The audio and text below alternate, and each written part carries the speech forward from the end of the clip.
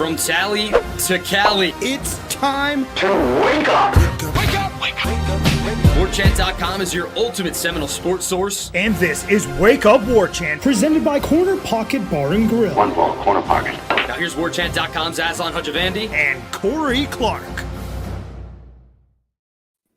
What's going on, everybody? Welcome on into this live edition of Wake Up Warchant, presented by the Corner Pocket Bar and Grill, as well as our good friends over at DeLuna Coffee, DeLunaCoffee.com. Come explore our world of coffee. Go to the website. That's what it looks like, DeLunaCoffee.com. And then the top of it, hit shop, go down to gifts, and then look at that. Tumblers, coffee, hot chocolate, hot cocoa, sampler packs, everything you could want over at DeLunaCoffee.com. Cold world out there, Corey. It's a cold world out there. Getting colder, too. Getting colder by the minute. I tell you what, it was cold last night in Tallahassee. It was like in the 40s, Yes, which sir. I'm not complaining, 30. but still, it was cold. Yeah. So head to DeLunaCoffee.com. They are owned and operated by a family of Seminole alums, boosters, supporters. They're doing NIL stuff as well. So everything that goes there somehow trickles back to Florida State Athletics. It's a beautiful, beautiful relationship, very symbiotic, but in a very good way. Warchant.com, the ultimate Seminole sports source. Hit the thumbs up if you're watching us live here on YouTube or the replay. We would certainly would appreciate that. Maybe a 5-star rating and review if you're on an Apple or iOS device. Bye week, but we're grinding. We're working for you folks. So thanks for being here. Corey, how you doing there, man? Dr. Clark. I'm angry at my lighting situation. Very angry. I usually have a light that Gene gave me. I could not find it, which means I probably left it in Atlanta, which is really dumb. It makes no sense. I knew I was going to be here. And then part of me, Aslan, is like, and I know this isn't for the podcast listeners, but I have a light bulb right here to my left. And it would take me 30 seconds to screw one in and see if that helps at all. But you see, it gets bright. It's bright. Yeah. It's perfect right now. Ooh. Explain to me now why it just all of a sudden, for no reason, gets darker and darker. Not that you guys need to see me anyway. It's fine if I look like I'm in a cave. Yeah, there's an app I'm going to have you download. It's free, and you can kind of control your camera, and you can set it manually so it doesn't keep going into this like auto exposure is what we call in the video business. So right. Well, either way, you're here for the voice, not for what this looks like. So you're fine. Everybody's fine. We can buy you new gear because Z-Chance here. Let's go. Right out of the gate. $100 from the good doctor. Thank you, Zach. I went to the dentist earlier today, Aslan, for the first time since before COVID. Okay, so what was the damage? It wasn't great. They actually told me to come back. They couldn't take care of all of it. I knew it was going to be gross. I knew it was going to be a bloodbath. I apologized to her profusely before and after. They also found a cavity, my first one of my life. No way. Yeah, I mean, I had a nice streak. So, yeah, not the best visit to the dentist. And it cost a lot of money, too. But other than that, Z-Chan, I know you're the man. I know you wouldn't have hurt me like they did. They wouldn't numb me up as much as I was hoping they would. That was the issue. You went for a cleaning. Who gets numbed up on a cleaning, champ? This guy. You didn't see what was going on, buddy. You didn't see what was going on. But yeah, so got to go back. I'm going to buy the woman flowers, by the way. I'm going to take her flowers tomorrow. I really do feel bad for what she had to go through. Well, I'm sure she got paid a good amount of money for it. Triage nurse. Yeah, I don't know. I think I maybe have like 6 teeth that aren't filled in with something. Nice. Yeah, I got my first one coming up. But Z-Chan, thank you very much, buddy. Thank you very much. That's very, very kind of you. He's got a question too, which is even cooler sometimes than $100 American. But again, we do thank you, Zach. Evening, gentlemen. Which game on our schedule makes you the most nervous, Corey? Right now, at Miami. That's the answer. At Miami. Yeah, I think eminently beatable. Yes. Many teams have beaten them. It's just there. That is going to be the one time it's going to be a true road atmosphere there. North Carolina didn't have to play in what Florida State's going to have to play in. And you don't like that Van Dyke seems to have maybe gotten a little more confidence here. Now, again, they weren't great. He threw for a lot of yards. They scored 17 against Carolina. And he threw for a pretty good amount of yards, I think, and got up early on Virginia Tech and then really limped home to the finish. So they are still really struggling, in my opinion, on offense. But it's down there. It's probably going to be a 3:30 or night game. And yeah, it's going to be a different kind of atmosphere. So that, and also just what it would mean to beat them 2 years in a row and what it would mean to lose to a first-year coach. That would not be a great look. Yeah, I think some of the thoughts were, which is crazy. I'm going to pull up some stats right here. It's going to just blew my mind. Miami currently 27th in the nation in total offense. That's incredible. They're averaging over 460 yards per game, but they're kind of like Florida State, though, right? But look at the scoring offense, which is what matters most. Mm-hmm. And they're 61st, so it doesn't correlate. The yardage isn't correlating with the scoring offense. Yeah. I just think that there was this kind of narrative coming out that Mario's going to call the shots on offense. It's going to be his offense to a large degree. Obviously, they paid a lot of money to Josh Gaddis, so he's going to call the plays, but it's still going to be kind of a run-heavy, run-centric offense. I don't know if maybe they've come to some sort of agreement because watching that Virginia Tech game, like Miami was up like maybe 20-7 or so, and in the fourth quarter with 6 minutes left, and they're up, and they threw the ball like 3 straight times, which is very un-Mario-like. Yeah. So I don't know if Mario kind of handed things off to Gaddis, and maybe that was his like, hey, look, we're doing it your way. Look how that happened. We almost lost the game against Virginia Tech, so maybe we should dial it and rein it back in. But yeah, Miami's 3-3 right now. It's crazy when you look at they're 27th in the country in score total offense, and they're 28th in the country in scoring defense, and yet they're 3-3. Mm-hmm. That's with some bad losses, man. Now, Aslan, look at that fourth down conversion percentage defense they got. Ooh, something's got to give, baby. The Noles might actually convert one or two. How about that? How about that, gang? So yeah, Florida State obviously has one of the worst fourth down offenses in the country. Miami has one of the worst fourth down defenses in the country. So good time. Wow, they're great at net punting too. 5th in the country. Well, that Lou, whatever his name is, they got the Aussie punter too, who's like 39 years old. That dude, he booms them during games. He hasn't run over the line of scrimmage and punted yet, has he? Not yet, but he's got some weeks to figure that out. I didn't know if that was an Aussie thing. It was just something they did down there. But yeah, they've got wins over Bethune-Cookman, Southern Miss, and Virginia Tech, losses to A&M, Middle Tennessee, and North Carolina. And I think it happened in the North Carolina game. I know it happened in the Middle Tennessee State game, but they've got a penchant for not being able to punch it in on the goal line from 4th and short and then surrendering 98-yard passes. Yeah, or just one play. Yeah, that's right. If they can clean that up, they'd be a little bit better. But you know what? They didn't clean it up, and that's what their record is. They're 3-3. That's who they are. So, but yeah, going down there, I'm 90% sure that is their homecoming game. I don't know why they did it that way, but that is their homecoming game.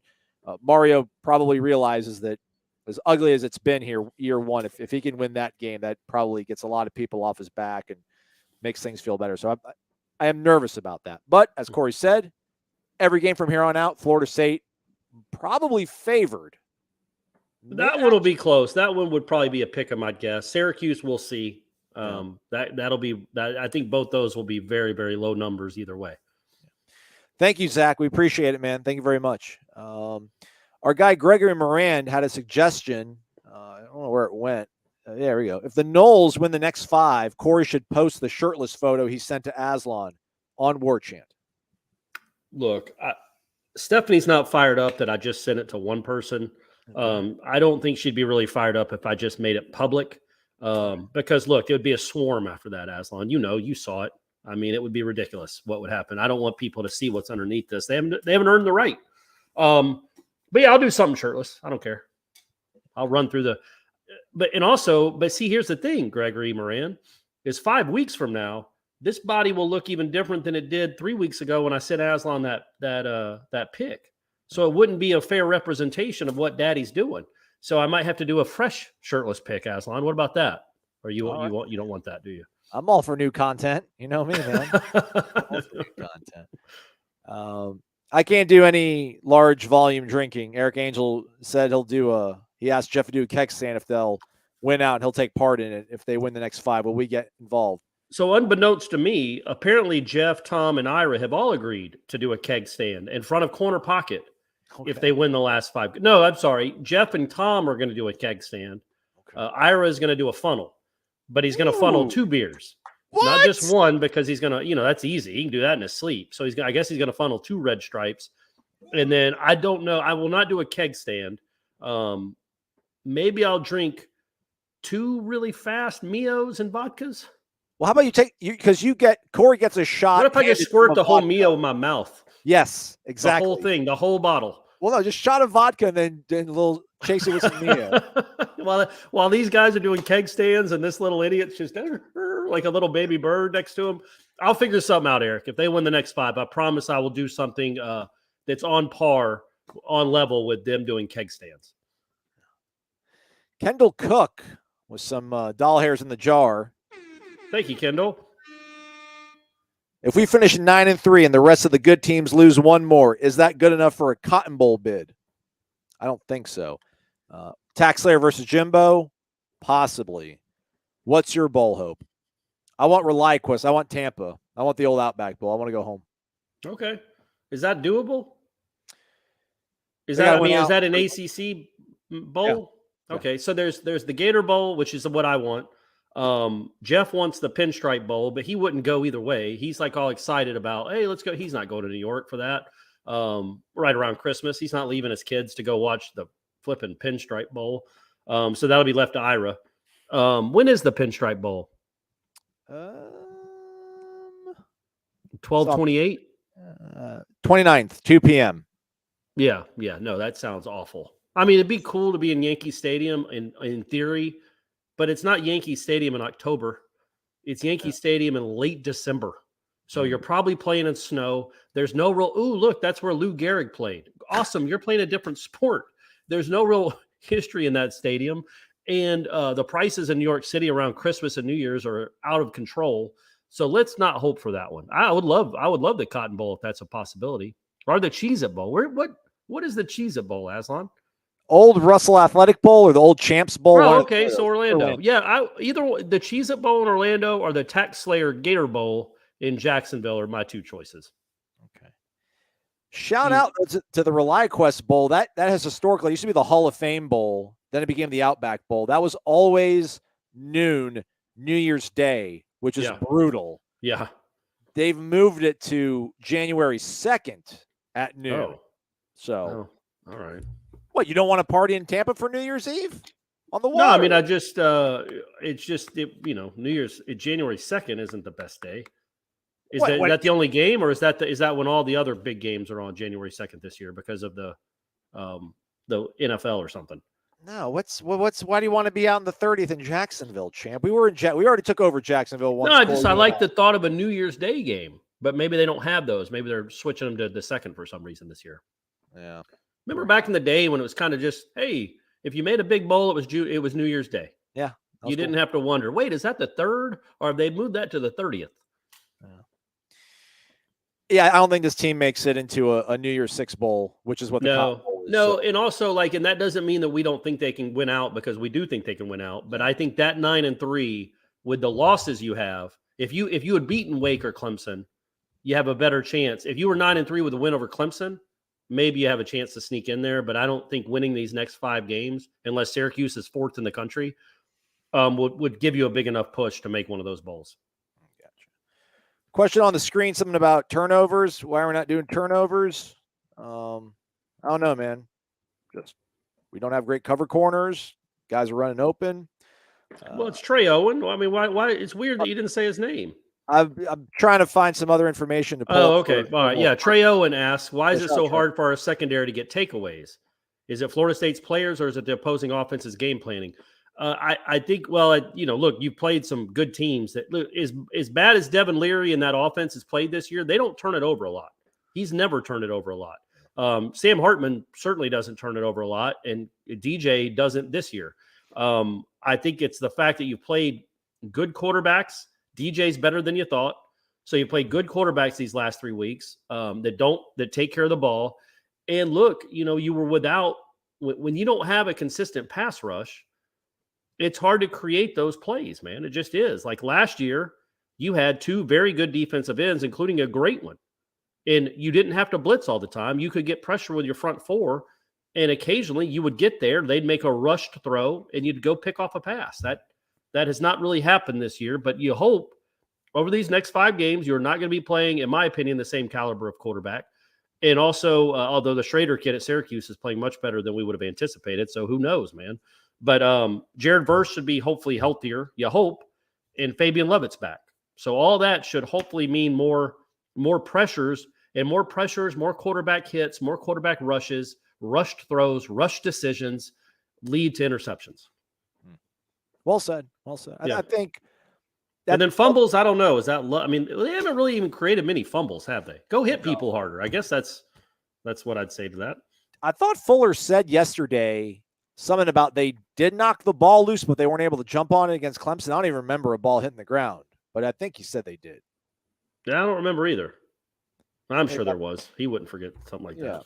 Yeah, but I'm imagining that. But I think he said, if everyone's pursuing the ball at full speed, you'll tackle well, and that creates turnovers. So maybe guys aren't able to figure things out and diagnose as fast as they were early on the season.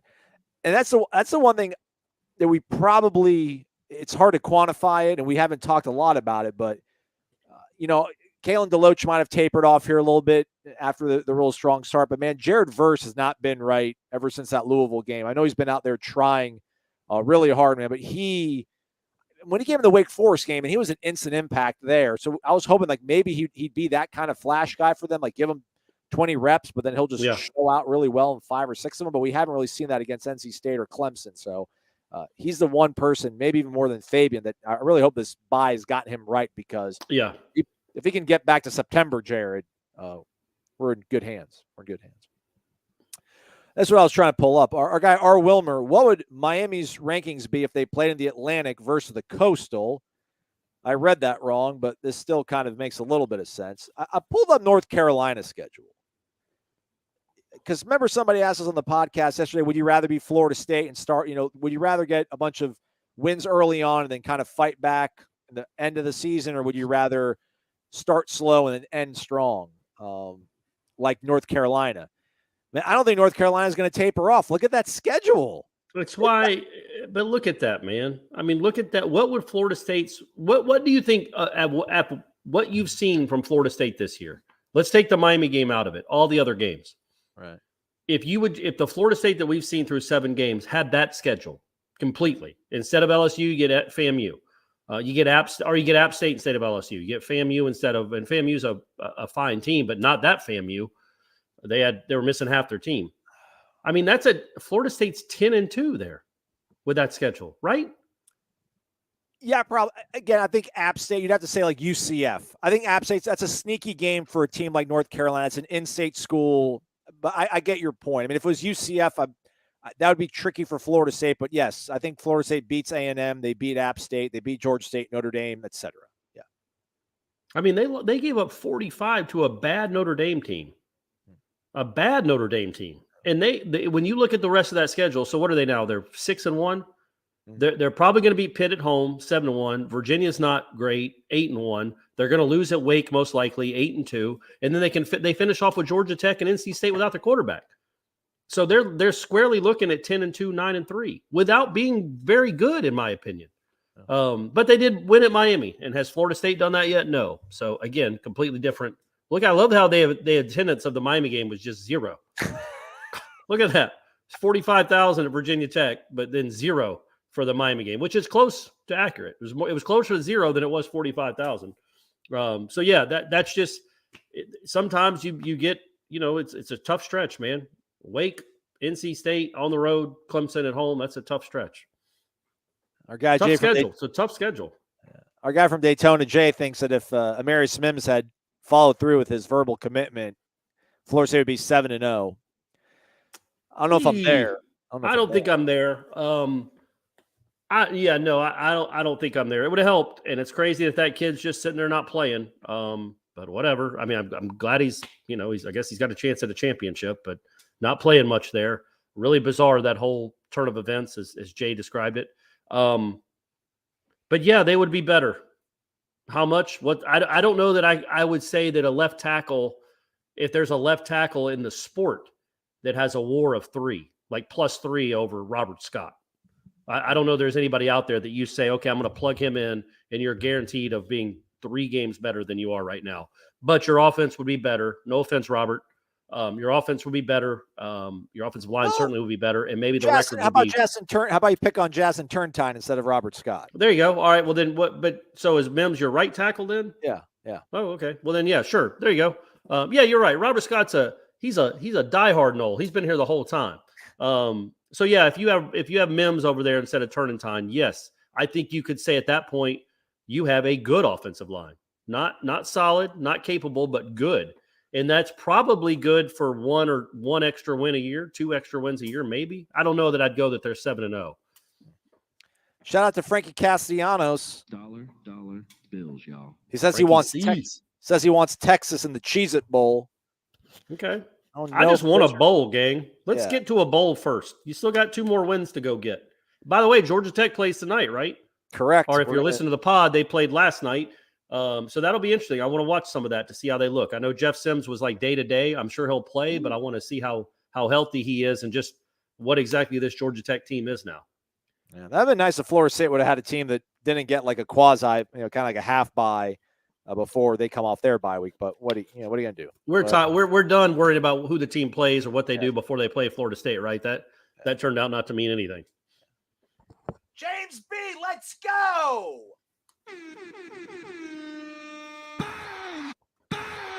What? James B, y'all. 100 American. Thank you, James. James B is the man. Comes to Pillar. a lot of our. It was cool. Did you get to see him Friday night, Aslan, or was he? He was there when you got there, right? At the corner pocket. Yeah, he was there. He was there with his brother Carter. Okay, all right. And Shane and Michelle. So he doesn't usually get in town for those things. So that was really cool that he got to make it. We got to hang out with him for a little bit. He's got like I said, he's got the best tailgate set up out there, man. It's just perfect shade right in that little ravine. It's perfect. Nobody can see you. You can sneak up on people. And his question is, the DB group, is it the most disappointing position group thus far? I would say yeah. Yep. Because I thought it was going to be a strength, right? Not that, it's not like they've been horrible. I mean, again, I don't know what they are in pass defense, but they're not, other than the one long touchdown they gave up to Clemson, they're not giving up long plays and they're not having huge breakdowns, although they did have a couple too many for my liking against Clemson. But I thought Akeem Dent could be an all-ACC caliber player. The way he played at the end of last year, the way he played in August, I thought he was going to take that next step into maybe being a star. Dabo thinks he's an NFL guy. I think Jamie Robinson has been good. I think Renardo Green has been a revelation. I think everybody else in that secondary has struggled and has not been what we thought they would be. 13th in the nation, allowing only 175 passing yards, 25th in total defense, 45th in scoring defense. So yeah, but 64th in team passing efficiency defense. I'm sure yards allowed is a bigger deal than they're 25th in the nation in total defense. That's crazy. They're not that bad, guys. They're really not that bad. It's weird though, because, they just have these runs where they give up all these scores in a row and then they right the ship. But it's like, okay, man, you got to stop giving up all the scores in a row. I know, but spread them out a little bit. You mentioned this, Corey, like they got to stop going and allowing these 28-0 runs. Well, if it was a 28-17 run. Yeah, that would help, but you still don't want to give up multiple scores in a row. That's not what good defenses do. And I don't think this is a good defense, but I don't think it's horrible. It's a fine defense. I think it's a top 40 defense in the country. Total defense, I don't know that says everything, but it certainly says a lot more than it did 2 years ago when they were just awful. But yeah, so when you think about that, you're like, okay, if they're 13th in the nation in passing yards allowed, does that not mean the secondary is playing well? And I would say, well, no, it doesn't mean that, because they give up a lot of 3rd and 10s. They give up back shoulder throws. They haven't gotten any interceptions. And that's what I thought this defense was going to be. So that's all. They're not horrible by any stretch. And, when you look at those numbers, again, compared to who they're playing the rest of the way, these last 2 games might be the last 2 games they play where they're the lesser defense. They might go into every game from here on out, right, Aslan, being the better defense on the field. That's a good place to be. We'll see what Syracuse does to Clemson, right, and then we'll know for sure, I guess. Yeah, just wow. I mean, look at these last 3 games. Like, if you would have said, hey, you're only going to score 21 against Swick, are you going to win? I'd be like, no. If you say you're going to score 17 against NC State, will you win? I'd be like, I don't think so. Right. If you told me you're going to score 28 against Clemson, I'd be like, yeah. But I 14 of those were kind of, and what I think was kind of garbage time. But I think it became garbage time because of what your defense did in the first half. That was my. You're right. You could argue that it was garbage time, but your defense let them score 6 straight times, including 4 times in the first half before you gave them the ball at the 30. So that was my biggest problem with that. Is again, sometimes the defense has to rally up, and I just don't like the fact that starting at LSU, they have shown a propensity to give up one touchdown drive, then another, all right in a row. Figure it out and go make a play. But they got Fabian Lovett back, so they will. Yeah. Thought they rallied all right after the bad fake punt, but that was kind of maybe a little bit too late at that juncture. But also, it also had something to do with Clemson being called for an inconsequential hold on another walk-in touchdown. DJ just walks into the end zone again, but there was holding on the play. And it didn't look like the hold had much to do with the actual play. So that was, it was a nice stand. They actually did call a hold, but if they don't call that hold, so say if Wake had run that play, that's another touchdown they would have had. Listen to Heather. Hit the like button, everybody. Thanks for being here. It is Amen, Heather. We are live, courtesy of DeLunaCoffee.com. We are presented by the Corner Pocket Bar and Grill here in Tallahassee, Florida. Remember again, gang, happy hour all day on Sundays when you're watching right. your favorite NFL teams. And also, we got some support by our friends over at MyBookie. Look at that, MyBookie. Oh, get it? Spooky time of year. So if you go to mybookie.ag, you can check out all these lines on all these games. 47.5. It's ticked up a little bit on the over-under with this Virginia-Georgia Tech game. By the time people listen to this podcast, it might end up going down as one of the classics in conference history. But you can bet on games straight up. You can go with the spreads. You can put some parlays. They've got blackjack tournament games that you can win cash. It's all at MyBookie. And if you use the promo code WARCHANT, your first deposit will be doubled instantly up to $1,000. So it's winning season. We're a winning football program, 4-3. That counts. Win off the field, too, over at MyBookie. Not a great slate of games, though, Corey. Nothing here is really catching your boy's eye. Kansas, Baylor, that could have been a cool game, but lots of losing going on there. Yeah, man. Wow. What are we going to watch on Saturday, Corey? Well, Brady's in a baseball tournament, so I guess it's a good time for this to be a bad weekend. But I'll be watching my son play baseball and hopefully get some hits. Oh, hey, shout out Pac-12, UCLA, Oregon. Oregon at home, 6-point favorite against the Bruins and Chip Kelly. He goes home, 71 the over-under. Will Dan Lanning allow 35 points on his defense? Who knows? That's a good game, man. Yeah, it's a really. And that's a 3:30 start. All right, I won't be able to watch that. And Texas, Oklahoma State. Correct. Yeah, pokes in the horns, man. How about that Oklahoma State D lineman just saying he's stopping playing this season and going to prepare for the draft? Really? Yep. I think he's injured. I don't know how injured. But again, man, I get it. I'm all for player empowerment. I want him to be available to go get drafted, even if you're hurt and you can't play anymore. Aren't you a part of the team? Can't you stick it around for 2 more months and be a part of the team? Anyway, that bothers me. It's like you're on a team, man. The football isn't like other sports. It's not golf. You really are a part of a team. Don't those guys? I don't know. But the NFL will, if he's any good, the NFL will draft him and not ding him at all for it. So, like Dalvin played in his bowl game. Fournette and Christian McCaffrey, like, nope, not going to do that. Not going to risk these legs. And you tell me, Aslan, who has been the better running back in the NFL in their careers? Yeah, the 305. Dalvin Cook, baby. McCaffrey's been nice. He gets hurt a lot, but he's been nice. But Dalvin Cook, man, Dalvin Cook's different. He's built different. He played in that Michigan game. He played well. They won, and he'll always be a fan favorite of Florida State fans. Capital One Orange Bowl. Were you there? No, this is from when Mississippi State played Georgia Tech the year that Florida State made the playoff. Oh, the Orange Bowl we all remember. Yeah. All time, one of the all-time classics. I remember that great Mississippi State team from 14. Yeah. Where's the juice, Ray Pereira Wonders? It's here.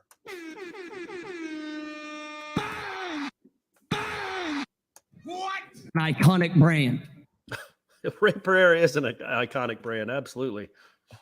Ray's a pillar, everybody. What up, Ray? H-Sound in the house.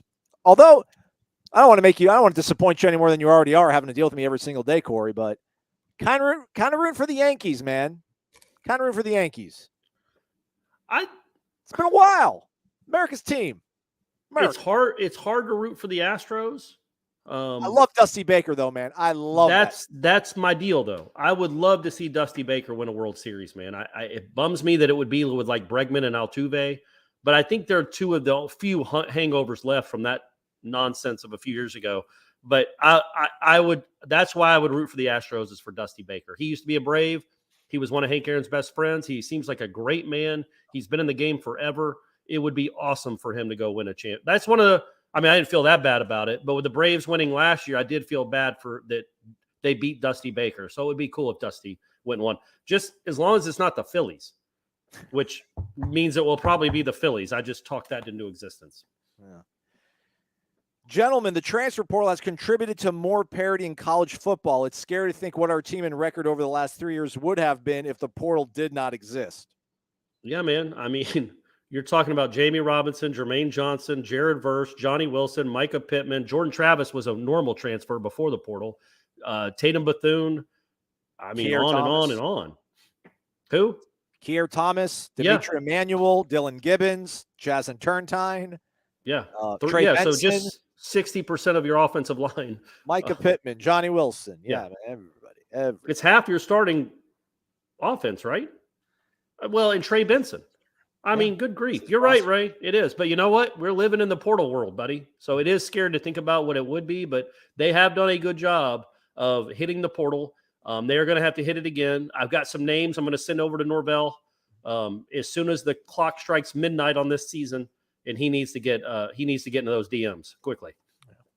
Yeah, I think that's what allowed Mel Tucker to have a real good year and really hit the ground running with Michigan State. They're now 3-4 on the season, so maybe they weren't able to replenish as well as Mike Norvell. Well, that is the risk, though, right? Is not every portal year is the same. You're always replenishing with different people, and you don't know, if they're going to be as good. So that is like the benefit of bringing up your own players from the high school ranks is, okay, this guy's a stud. This guy's a stud. He's a future star. We're going to develop him, and we've got this to build on. We've got this foundation.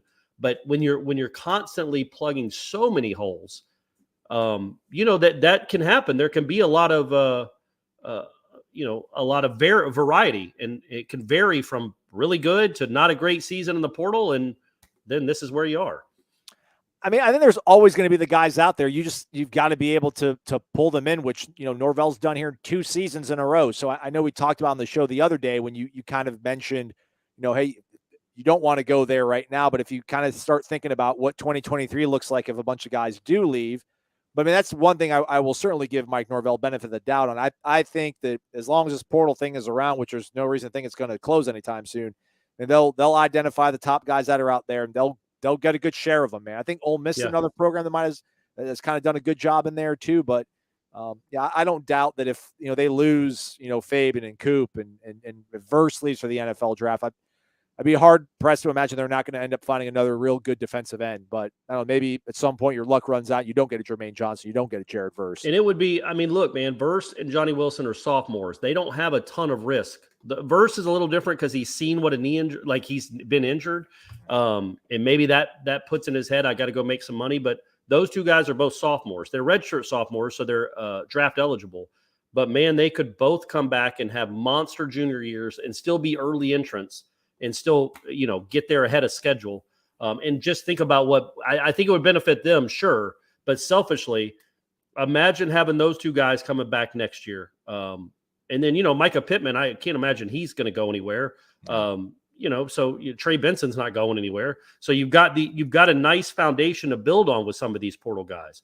And it wasn't through any fault of Florida State, but Kier Thomas and Jermaine Johnson ended up being 1-year rentals.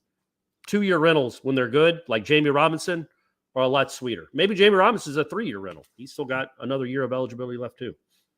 I would say, I mean, I wouldn't bet on it, but shout out to Micah Pittman. He's honest, man. He's transparent. He keeps it 100, as the kids say. Do they still say that? That seems like something they said a decade ago. He don't. There's no capping. There's no capping with Micah. Yeah, there you go. That sounds right. That's no capping. Right, yeah.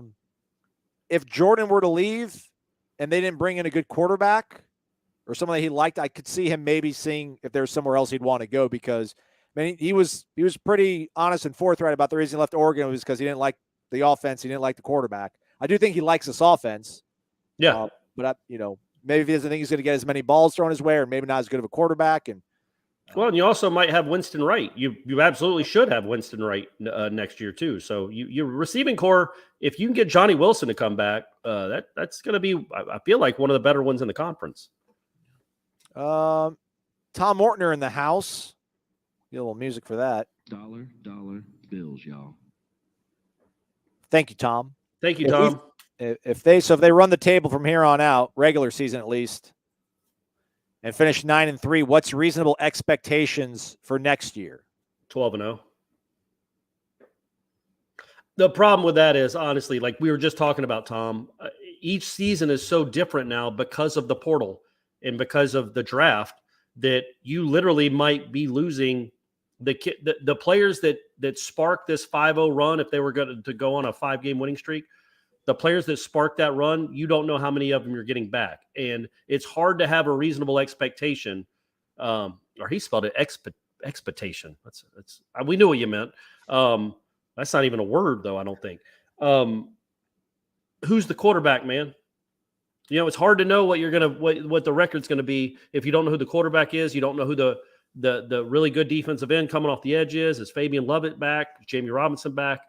So that's what my one concern, caveat, worry going into next year, even if they finish off well, is what is the core of this team coming back next year? Is it Verse, Lovett, Jordan Travis, Johnny Wilson, Micah Pittman, Bethune? Or is it Patrick Payton, Malcolm Ray, Shaheem Brown, Kentron Portier? And not that those guys can't play and won't end up being good players, but they're certainly haven't proven to be the level of the players I mentioned before them. So that's, you don't seem to have a ton of high school recruits that are in this system that are freshmen or sophomores that for sure what they will be. You hope, but you don't know for sure. And so that's where there's a concern about what they would be next year if they lose all those guys. But again, the portal is open, and you are going to get some big-time players to come in here, just like you have the last 2 years. I do take exception with that because I got something you can take exception with. Well, we're kind of being the bright side, the upshot of Mike Norvell and the climb and what he's doing is that they went from 3 wins to 5 wins to 8 wins. It's this belief in this sort of unprecedented linear growth to where you maybe win 3 more games every single season, then you peak and you win a national championship. I mean, if they win 9 games this season, your point's valid, Corey, right? They lose the people that were responsible for the 9 wins. You have to be realistic in your expectations. But, man, that can't be your plateau. I mean, you can't – this team that you assembled can't be – and I'm not saying you're saying that, but yeah, there's no turning back, man. Where he's at right now, what he has accomplished or not accomplished right now, you cannot afford to take a step back. I mean, if you go 9-3, my expectation for next season is that you reload well in the portal and that you compete for winning this conference. Or at least make it but I think what in a bigger picture viewpoint is you go 9-3 this year, you end up having a solid to good recruiting class. I don't know, top 12, top 15. I mean, you're getting some players. That bodes well, but those guys aren't going to help you in 2023. Maybe the Williams kid does, but most of those, I mean, you see this freshman class this year. How many of them are on the field? 2, and one's just a kick returner. So you know that the recruiting class isn't going to help you next year. So what it does do, though, is it bolsters what you're building. And so a 9-3 maybe doesn't mean 9-3 in 2023, but maybe it does mean 10-2 or 11-1 in 2024. Like it could be the boost that gets you to where you want to go 2 years from now. Like you can't look at this program. If they go 9-3, do you think this team is going to contend for a national championship next year? No, but I think you should be competing to be one of the top 2 teams in this conference and go represent it in the conference title game. All right. Well, I hope it happens. They're not that far off right now. A couple plays here and there in these last 3 games, and they'd be if they had Amarius Mims, they could be 7-0, my man. So, yeah, there's a lot of things, but they are in a position now, I think, where I get what you're saying. There's no turning back to like 2021 or 2020. I think this is the base for this program now, in my opinion. I hope it is anyway, where you're in every game, you're competing and you're competitive in every game. You are a tough out. You're a tough team to beat. That's what I'm hoping. Ed Lemix is here, everybody. Shout out to the Godfather. Guys, this is a very special occasion. The Godfather himself has been kind enough to grace us with his presence. The Godfather. This is his damn house. He lives there. He sleeps 20 feet away. Once it hits your lips, it's so good. DeLunaCoffee.com, everybody. DeLunaCoffee.com. Come explore our world of coffee. Use that promo code WARCHANT15. You'll save 15% off your order over at DeLuna. Hey, maybe you don't like coffee. Okay, fine. Be weird. They also have a hot cocoa bundle where you'll get the tumbler. You'll get about a 2-bag, 1 3/4 ounce sampler of the Paradise, which you go ahead and throw that in someone's stocking. We're coming up maybe here a little bit on the holiday season. And then a pound of delicious hot cocoa. Cocoa so good, it's cocoa to die for. It says it right there on the label. DeLunaCoffee.com. Come explore our world of coffee. Again, use that promo code WARCHANT15 to save 15%. Ed is the man, the head of the operation over at DeLunaCoffee.com with his son Brett and his wife, the matriarch, Courtney. So, hello, Ed. Thank you, Ed. We appreciate it. You already gave us money, but then you gave us even more money. So God bless you. Ed, you are the man. You know that. Courtney, we say hey to you too, and so does Stephanie. We miss you. I haven't seen them in a minute. Yeah, I didn't see you in New Orleans. I don't want to talk too much about it. Ed, a little bit hurt. Yeah. What happened? I didn't like that. Ed's over here. He's over here on the pillar, but he's on it. I assure you. His query: will Fabian Lovett, Trayshawn Ward, Winston Wright, and Robert Cooper be back for Georgia Tech? Courtney says, "Hey, you guys," and Steph. Funny.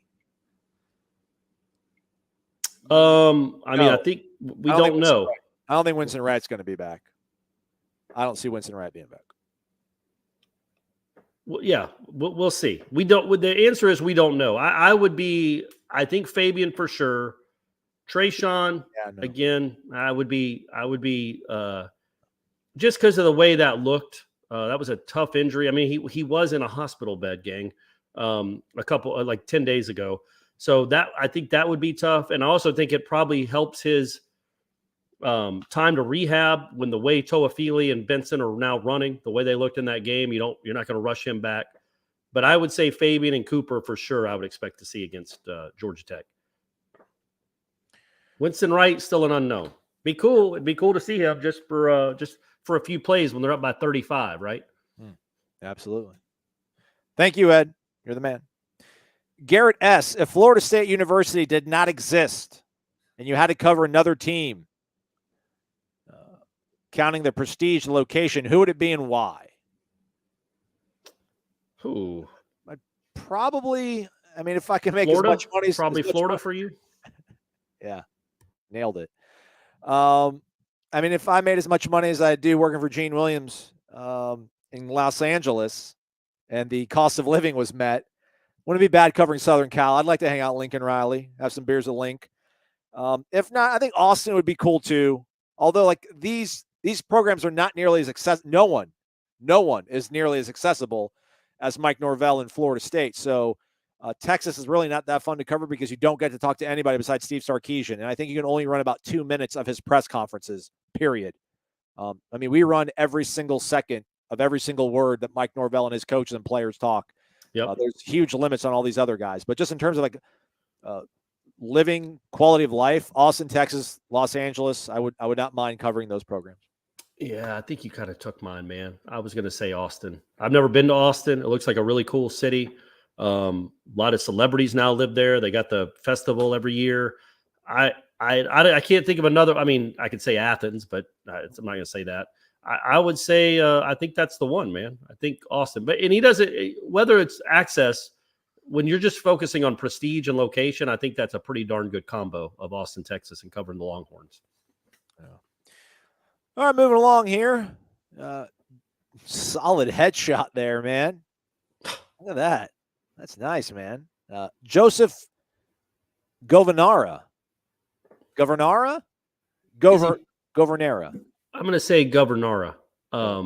But also, I love the high school senior shots where, why do you have to pose in front of clouds? or whatever that is. What is that? What is that backdrop? And this isn't a shot at Joseph. It's just these are what they always look like. They've looked like that for 30 years. It's a soft blue background. Just it's very flattering on fair skin tone. So. Oh, okay. All right.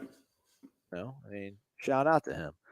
I'm gonna try to see if I can find I couldn't. I was gonna see if I can maybe find his full frame and pull it up on the screen share.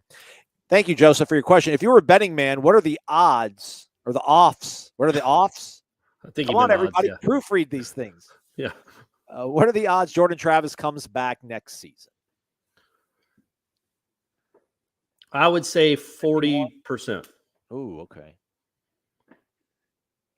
The NIL is a real positive, but I mean, he is on record saying that he was going into this season expecting it to be his last one. So I have no reason to not take him at his word. He's been good enough for sure. He's been healthy enough-ish that I don't know if he thought he was going to have one good season and leave. What has happened the last 7 games that would make him think, nope, I'm not ready? If he thinks he's ready, if he thought he was ready before the season and he's played as well as he has, and I know he's had hiccups, but every quarterback does, he has been a good quarterback. I would think that he would, in his mind, he might have done enough to say, I'm going to go give it a try. If not now, it's going to be never. I would tell him, why don't you come back and get you a nice, really fat NIL deal and make some real money for maybe the last time in your life as a quarterback. Because not that he can't do it. There's plenty of guys that I didn't think were NFL caliber that played in the league for a long time. He can do it. There's no guarantee, though. And the NFL will be there after next year. Next year, it would be a guaranteed lots of money for Jordan Travis here at Florida State, I mean.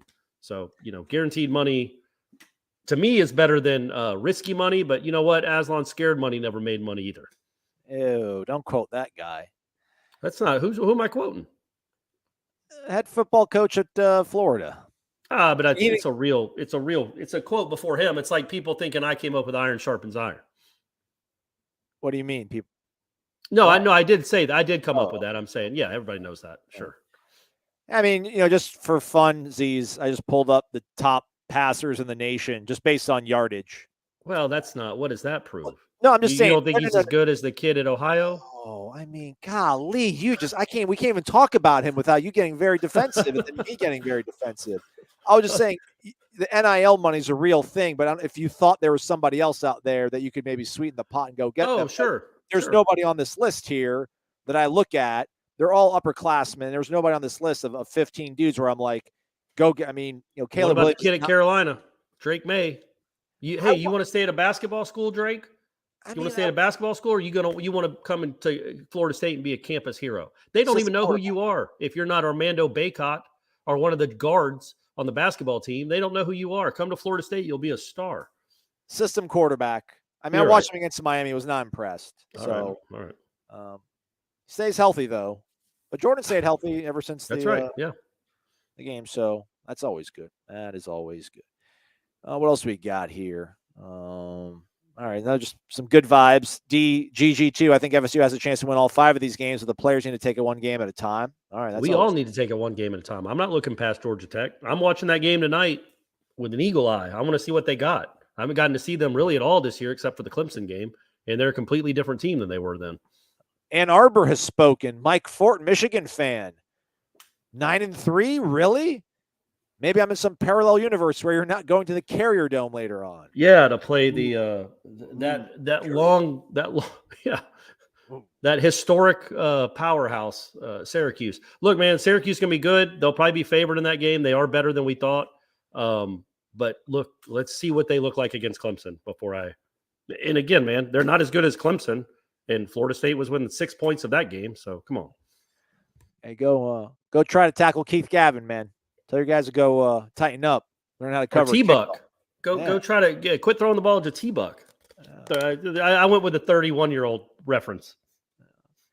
Let's see here. I got to delete this. It's funny, though, that he said the Syracuse game as if that's – I mean, I think that's going to be a difficult game, but I think at Miami and Florida are all going to be, within 4 or 5 point spreads, and they're all going to be – they probably will all be one possession in the fourth quarter.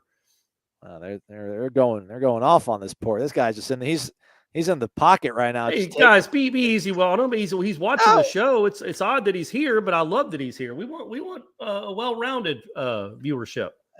Yeah, there we go.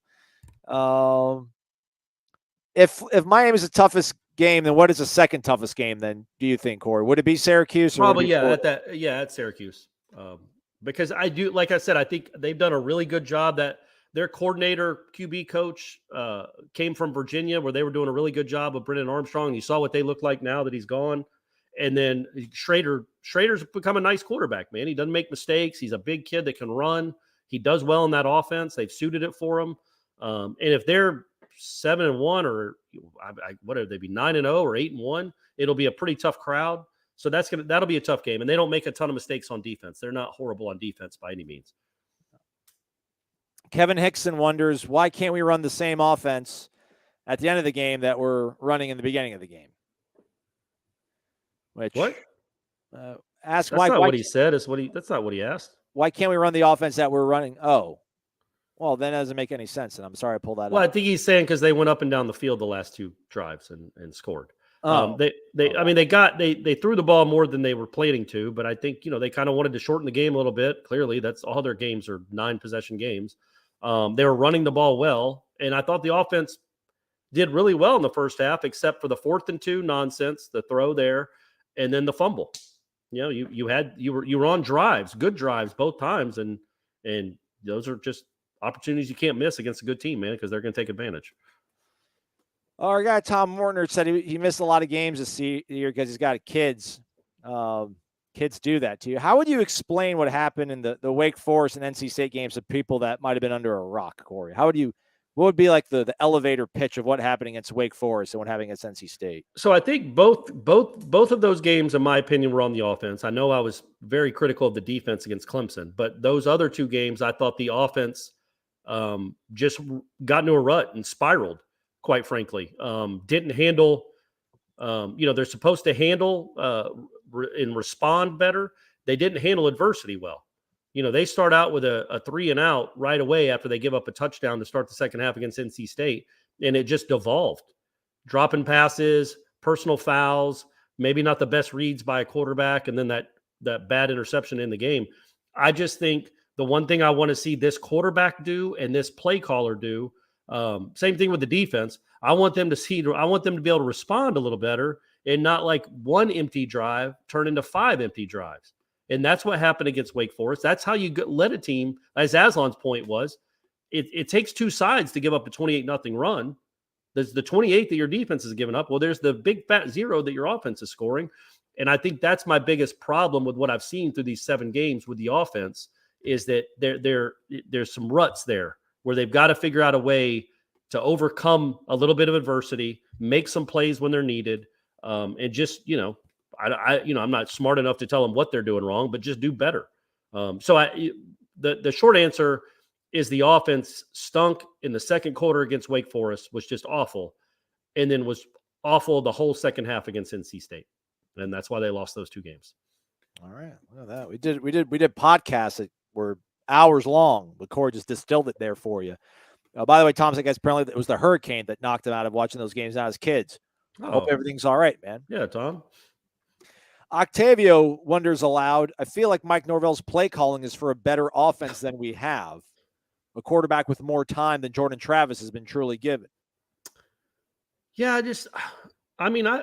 I thought there were times in that Clemson game where he had plenty of time to throw, and I thought he had time to throw against NC State at times, especially when they're only rushing 3. Now there are complete breakdowns where he's running for his life as soon as he catches the snap. But again, I think when you look at the whole, what this offense has done through 7 games, it's a decent to good offense. It just doesn't score well, which is, I guess, you could say, well, isn't that the point of an offense? I get it. The red zone offense is bad. But I think the overall offense has been good. If they were better at red zone offense, they would be, one of the better offenses in the conference, right? Like maybe top 15 in the country. If they were better in the red zone, which is a huge if because they're not. But I think I like what he does as a play caller for the most part. I really do. I think he's done a pretty darn good job overall. I mean, they're 26th in the nation in rushing. I don't quite understand the 49th in passing efficiency, But the fact that they're 26th in total offense and 60th in scoring offense, that's too big a disparity, man. If you're the 26th best offense yardage-wise, you should be putting up more than 30.9 points per game. No, 31. Let's round it up. 31. But 31, yeah. You should be putting up more than 31 points per game. That sounds like I mean, you're scoring 31. You're only allowing 23. We'll round that one up too. I don't know. If you would have told me Florida State was going to be averaging 31 points per game and allowing only 23, I think I would have said, like, I don't know, like 5-2. Probably would have been like 4-3. I'd be like, oh, really? How does that work? But then, obviously Duquesne's in there. You wallop the heck out of BC. Boston College, yeah. So, I mean, it really could come down to, and I'm not being sarcastic, like that fourth down conversion percentage, if you were just 50th in the country, that's probably worth an extra 17 points this season, 24 points this season. I don't know. You think about the fade to Pittman and starting with the first half of the first game, they've been awful on fourth downs. And if they were just average on fourth downs, because they are going to go for it, you're talking about, I don't know, man, maybe an extra 3 points per game. And that might not sound like a lot, but I bet that would put them in the top 30 in the country in points per game. Yeah. I mean, this is where they were last year, to take it to an account, I guess. I mean, the crazy thing is their red zone offense was rock solid. I mean, they were 90% of the time they were converting and getting points out there. So look at the fourth down percentage on offense last year, Aslan. So they've gotten better this year. They were 128th podcast listeners in fourth down percentage conversion last year. This year, they're up to 126. So look, man, it's incremental. It's baby steps, but they're climbing. Next year, they'll be 124, maybe have a big jump to 118. But yeah, so Aslan's got it on the screen. They were 80th last year in total offense. This year, they're 26th. That's a pretty nice, substantial jump. And they are averaging 3 points more per game, 3.5. It would be nice if that was closer to 35. And I said this in the roundtable that will be on our site later this week or into the weekend. I think they could average 35 a game from here on out. I really do. And if they get to that number, they should at least win 4 and they could win all 5. They can get to 35. I'm not saying they will.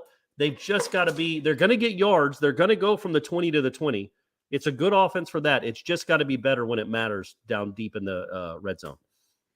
Why do you think the red zone has been struggling this year? Asks Jeff Knuckles.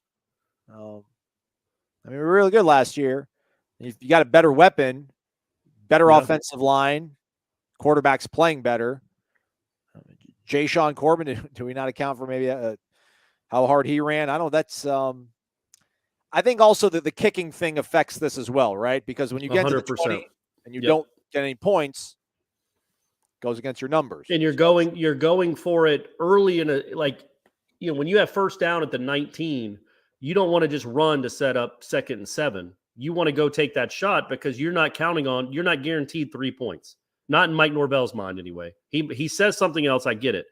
He doesn't think they're guaranteed 3 points when they're inside the 20-yard line. So they want to go strike. And sometimes that leads to, an interception to lose the game, or 2nd and 10 after an incomplete pass, or 2nd and 13 after a sack. And then all of a sudden you're behind the chains, and that's not a way to live in the red zone. But yeah, that's something they have to fix. That they got 5 games to do it.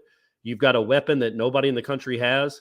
I hated the way they used that weapon against Clemson down deep there. So yeah, they've got to figure out a way when they're inside there's no Wildcat. They don't do Wildcat down there. They've done it. I think they did it once against LSU and scored. Was that Lundy? Was that a Wildcat play? Right. I think so. But that's at the 1. I don't think Jordan Travis has run a lot down there, which you saw Clemson. They scored 1 touchdown, almost scored 2 because their quarterback kept it and ran it around right in from the 5. I don't think Jordan Travis has done that enough deep down because that's something you can't account for. And yeah, the play calling hasn't been great. Oh, hey, right at the buzzer, man. We're just about to wrap up in the hour mark here, but our guy Jeremy Ivan's in the house. Corey and Ira, Road Trip to Miami 2022 documentary filmed by Aslan and Warchant Productions. # let's make it happen. I'm not riding down there with that fool. You crazy? Life's too short, Jeremy. I appreciate it, man. I appreciate the donation. That's very kind of you. But no, I might have taken my last long road trip with Ira. I think I've come to the conclusion that I'm too long. Life's too short. And no, he would say the exact same thing. It's just, why bicker? Why can't I just like stopping at rest areas? I like to get fast food to go. All these things that it's like, if we have an employer that's willing to let us both ride down there separately, why are we doing this to ourselves? Yeah, we didn't even make it 30 minutes into the drive to New Orleans, and we stopped at a rest area. And then 15 minutes later, we stopped in Defuniak and grabbed to-go food from a fast food restaurant. It's weird. What did we do? Why did we stop in the rest area? I had to pee? Yeah, I think either you or Steph did. Oh, all right. Well, probably Steph. Let's blame her. But you had a good time on that drive, Aslan. Don't lie. I love lie. it. Yeah, I'll be with Ira. Maybe I can make it to an Ira Schofel feature. I'll just focus on him. Are you going down there, by the way? Are you going? Yeah. Oh, good, man. All right, nice. The whole gang's going to be there. I kind of don't want to go. There's a wedding I'd rather go to, but I don't think I can punt on the Miami game. Probably. But I don't know, man. If they lose against Georgia Tech, I might have to take it. We might all punt. It'll be an Ira joint. I'll go back home and watch Brady play baseball. All right. Shout out to Jeremy, Ed, Tom, Ray, James, Frankie, and Kendall, and our guy, Zach. Thank you so much for your guys' generosity. That's super awesome, man. We really do appreciate it. These shows are always so much fun. And Shout out to my lighting department. They've really done a great job here, just shrouding me in shadows for the whole time. I'm going to get that fixed for next time, Aslan, I promise. It's a wrap for us, but Jeff Cameron Show on Fridays, 1 to 3 o'clock, as well as some roundtable discussion with all of us, Ira, myself, Corey, Jeff, Austin, and Tom Lang, director of original content and the executive producer of the Jeff Cameron Show. So stay connected to warchant.com. Let's go watch a Georgia Tech game, do some scouting, right, Corey? Let's do it. Go Hoos. Go Hoos. Right. Here comes Virginia. He's Corey. I'm Aslan. Thanks for watching and listening to Wake Up Warchant, presented by the Corner Pocket Bar and Grill, presented live by DeLunaCoffee.com.